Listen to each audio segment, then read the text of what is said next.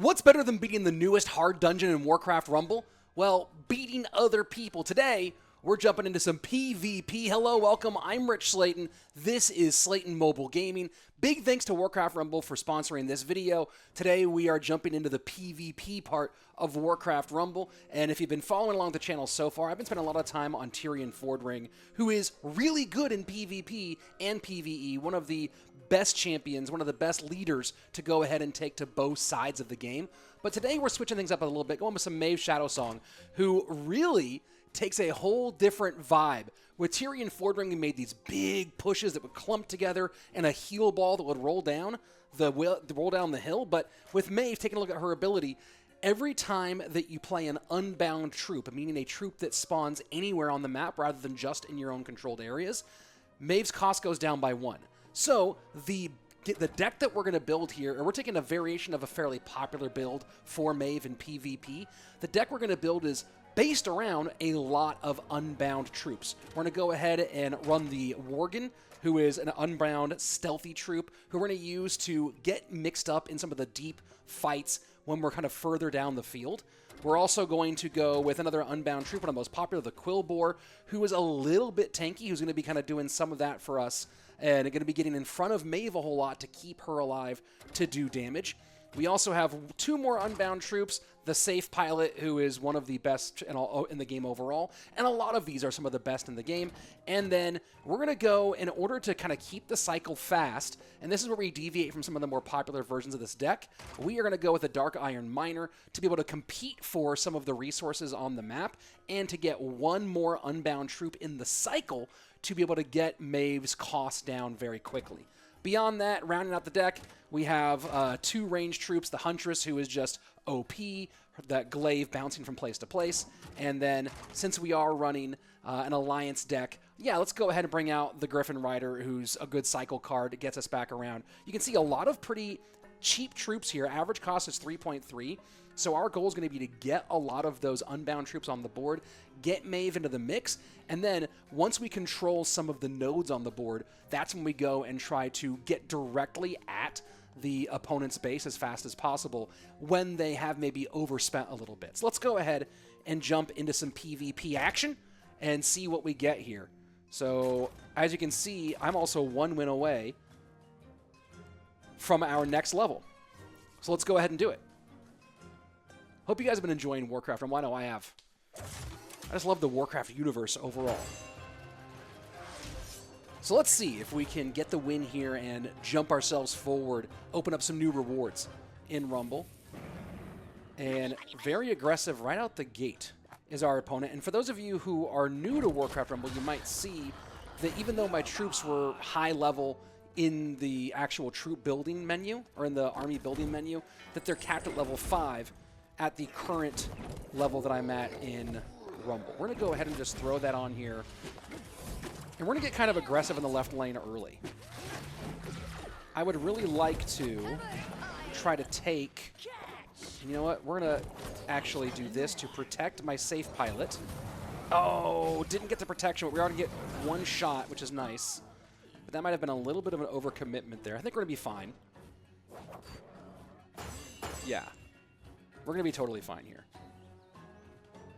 Let's go ahead and just send that little miner this way. And they're running whelps. So one of the main reasons why we're looking at the deck that I'm looking at is that I don't have dragon whelps. Let's go ahead and throw a little tankage right here to protect our Huntress. And that turned just right for me. We are going to take out their miner. And now here's when we are going to start getting a little bit aggressive. We're going to make an aggressive push over here. I clumped a lot there. Hopefully they don't have a spell. I don't think they do. Oh, never mind. That was unfortunate. So I didn't really get much out of that one. We're going to go ahead and take our time, slow down a little bit. Let the gold build up. I'm going to go ahead and just Dark Iron Miner here. Get the cycle going again to reduce Maev's cost. I'm going to go ahead and set up this Huntress down low. And we're going to tank this to keep that. I think I got it just in. Oh, I was just out of range. I'm a little, you know, it's interesting. I'm so used to, like, in my mind, the time for it to spawn is a little bit longer. Let's go ahead and take that. And let's go ahead and support that fight. And we're going to go ahead and actually just double down right over here. But then we're going to throw a little tankage right in the middle. So here's what we're going to try to do. We're going to try to get some good damage. Oh, that did not do enough. But we're okay. We're still pretty far ahead here. And once again, we'll set up low.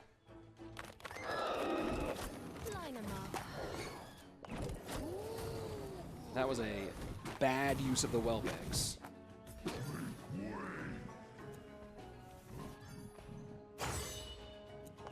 And we're going to go ahead and just try to control all the resources right now.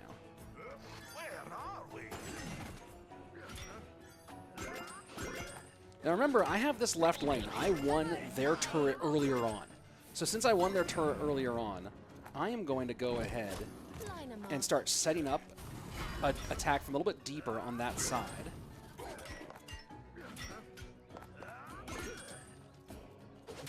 Let's go ahead and put you here to protect the Huntress a little bit longer. And then now we're going to go 1, 2, 3. We want to spread out because of that range, that kind of like splash damage. We're going to get some good shots off here. That's going to be some good damage to put ourselves nicely in the lead. I like that. I'm happy about that. We're going to set up low. I don't have a phenomenal tank, right? My tank is kind of a mini tank. So it does make some things a little bit more challenging. We are going to Huntress quickly to protect our forward position. And then we're going to Worgen too.